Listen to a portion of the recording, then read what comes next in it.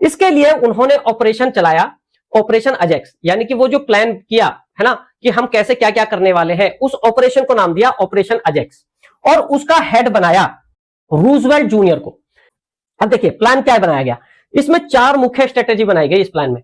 देखिए आपको यह लग सकता है कि यार ये तो ईरान की बात है, इससे हमारा क्या मतलब, लेकिन ये जो स्ट्रेटेजीज हैं, मोटा मोटा स्ट्रेटेजीज के कॉन्सेप्ट वो ही रहते हैं।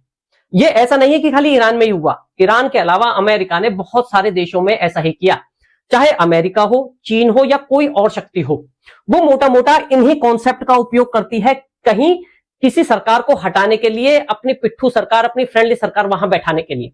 तो उस कॉन्सेप्ट को समझना जरूरी है कि किस तरीके से फॉरेन शक्तियां काम कर सकती हैं, काम करती हैं।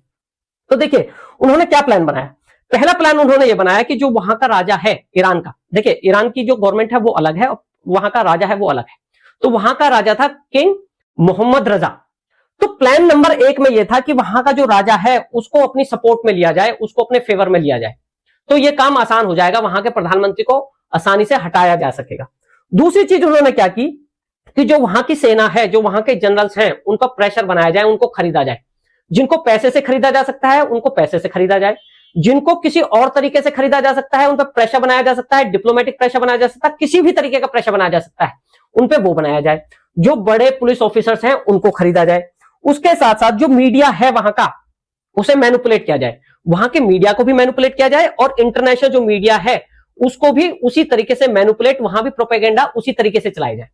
प्रोपेगेंडा से क्या मतलब है, यानी कि वहां का जो प्रधानमंत्री है उसके अगेंस्ट नैरेटिव बनाया जाए कि ये ईरान का नुकसान करने वाला है, वहां इस्लाम को खतरे में डालने वाला है, वहां का सारा जो सिस्टम है उसको तहस नहस करने वाला है। इसके लिए वहां के जो जर्नलिस्ट हैं, है ना, उनको खरीदा गया। वहां जो भी अपोजिशन में था उस राजा के, है ना, उनका पता लगाया गया और उनको खरीदा गया। उसके अलावा एक चीज और करी गई, वहां के जो कुछ गुंडे लोग थे, है ना, जो अपना कंट्रोल रख सकते थे भीड़ पे, है ना, उनको खरीदा गया, जिससे कि मौका आने पर, टाइम आने पर वहां पर दंगे कराए जा सके।